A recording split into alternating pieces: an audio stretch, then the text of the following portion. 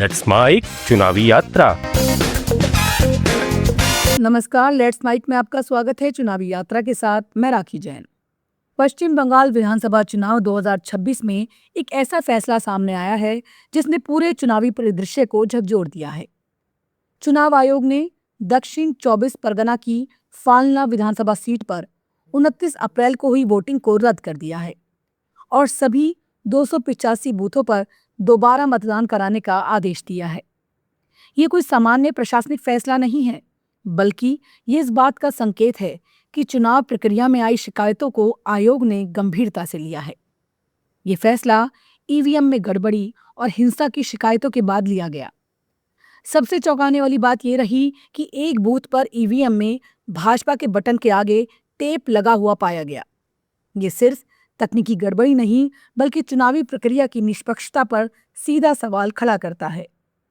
इसके अलावा कई जगहों पर झड़प, मारपीट और वोटर्स को डराने धमकाने की शिकायतें भी सामने आई। फाल्ता का मामला अकेला नहीं है।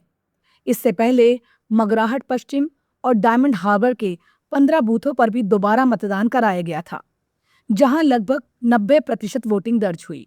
यानी एक तरफ जहां पूरे राज्य में रिकॉर्ड मतदान हुआ, वहीं दूसरी तरफ कुछ संवेदनशील इलाकों में चुनावी गड़बड़ियां भी सामने आईं। इस पूरे घटनाक्रम में दोनों प्रमुख राजनीतिक दल तृणमूल कांग्रेस और भारतीय जनता पार्टी एक दूसरे पर आरोप लगा रहे हैं।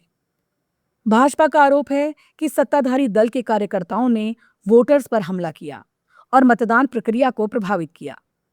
वहीं टीएमसी का कहना है कि सुरक्षा बलों ने उनके कैंप में तोड़फोड़ की और कार्यकर्ताओं के साथ मारपीट की। यानी सच्चाई चाहे जो भी हो, लेकिन जमीनी स्तर पर संघर्ष और अविश्वास साफ दिखाई दे रहा है। यही वजह है कि चुनाव आयोग को इतना बड़ा कदम उठाना पड़ा, पूरी सीट पर दोबारा मतदान। अब इस फैसले को दो तरह से देखा जा सकता है। पहला, सकारात्मक दृष्टिकोण से ये लोकतंत्र की मजबूती का संकेत है। चुनाव आयोग ने दिखाया कि अगर कहीं भी गड़बड़ी की आशंका होगी तो वो पूरी प्रक्रिया को दोहराने से भी पीछे नहीं हटेगा। इससे मतदाताओं के बीच ये भरोसा बढ़ता है कि उनका वोट सुरक्षित है और निष्पक्ष चुनाव सुनिश्चित किया जाएगा। लेकिन दूसरा पहलू भी उतना ही महत्वपूर्ण है। जब एक पूरी विधानसभा सीट पर दोबारा मतदान की नौबत आ जाए तो ये सिस्टम की कमियों की ओर इशारा करता है। सवाल उठता है, इतनी बड़ी सुरक्षा व्यवस्था और निगरानी के बावजूद ऐसी गड़बड़ियां कैसे हुईं? यहाँ एक और महत्वपूर्ण बात सामने आती है। दक्षिण 24 परगना जैसे इलाकों में चुनाव हमेशा से संवेदनशील रहे हैं। ये वही क्षेत्र है जहां राजनीतिक ध्रुवीकरण गहरा है और हर वोट का महत्व बहुत ज्यादा है। ऐसे में छोटी गड़बड़ी भी बड़े विवाद में बदल जाती है।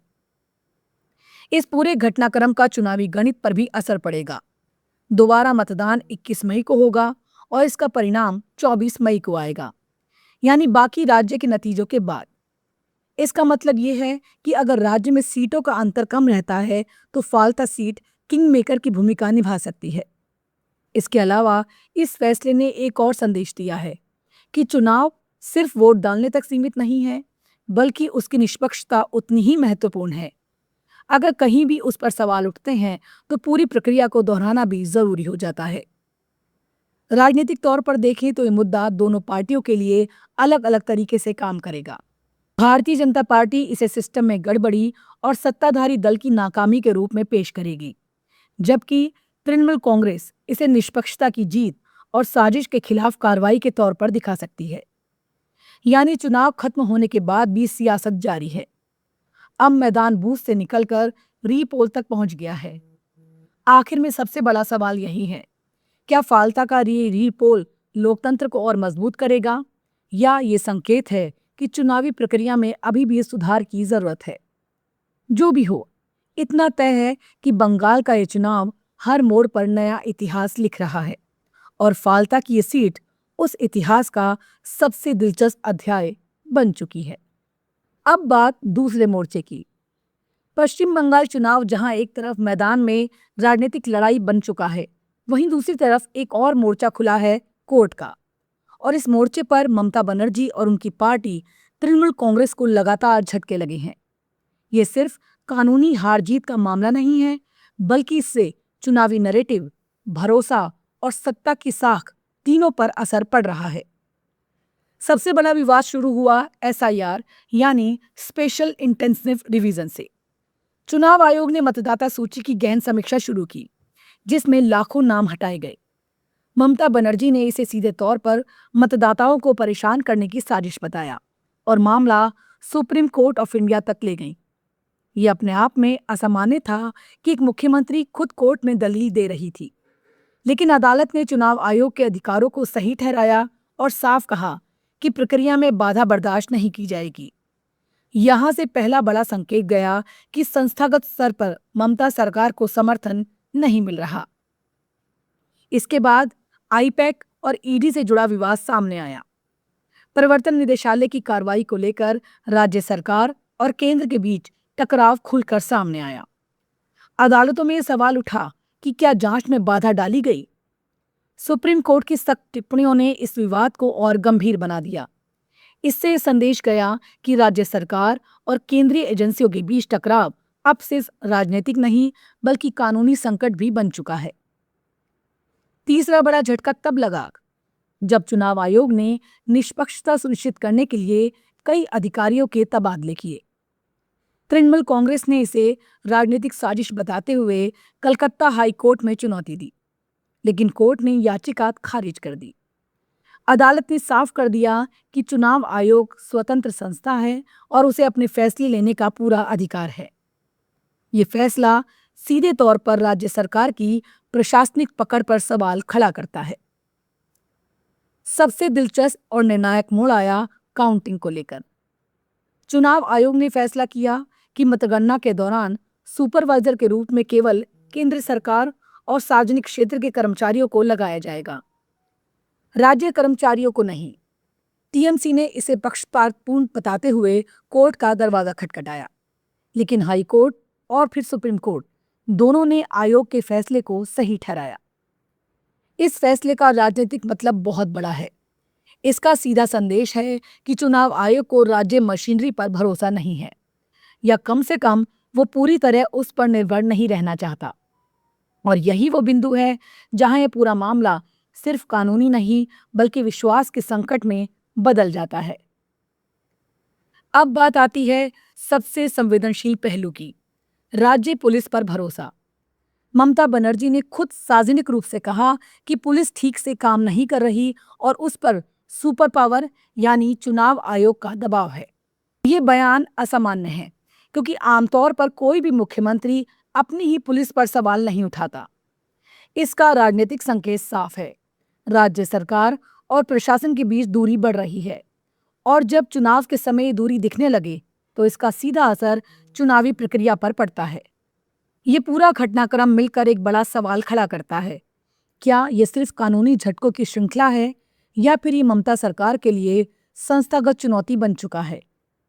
विश्लेषकों का मानना है कि लगातार अदालतों के फैसले चुनाव आयोग और केंद्रीय एजेंसियों के पक्ष में जाने से एक नैरेटिव बन रहा है कि सिस्टम राज्य सरकार से अलग खड़ा है। ये नैरेटिव विपक्ष के लिए एक बड़ा हथियार बन सकता है। वहीं टीएमसी इसे पूरी तरह राजनीतिक साजिश बता रही है।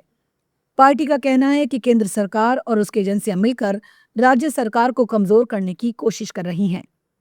सच क्या है, ये बहस का विषय हो सकता है, लेकिन इतना तय है कि इस चुनाव में लड़ाई सिर्फ वोटों की नहीं रही बल्कि संस्थाओं, अधिकारों और भरोसे की भी बन गई है।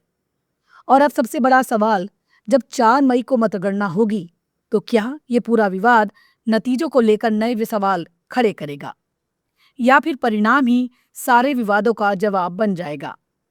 बंगाल की चुनावी यात्रा में अब असली इम्तिहान सिर्फ पार्टियों का नहीं बल्कि पूरे सिस्टम के भरोसे का है। चुनावी यात्रा में आज के लिए बस इतना ही। जुड़े रहिए लेट्स माइक के साथ। नमस्कार। आप सुन रहे थे let's mic more than radio. Follow कीजिए हमें हमारे सोशल मीडिया प्लेटफॉर्म्स पर। It's time for news. It's time for more than radio. Presenting the first radio news app, Let's Mic. Let's Mic, a news-based app on your phone where you get to watch and listen news, talk shows, interviews, radio show podcasts. On Let's Mic, you get all relevant information of TV, print, radio, podcast, and digital. Let's Mic talks about every segment of life.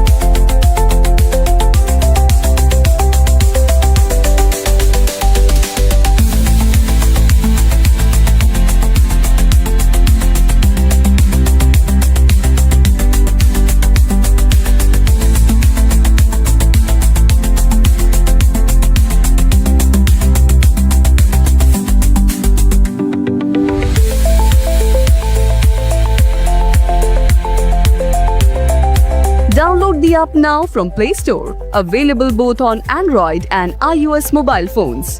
Follow us on YouTube, Instagram, Twitter, LinkedIn, Facebook, Telegram, WhatsApp, Snapchat. Let's talk, let's connect, and let's mic.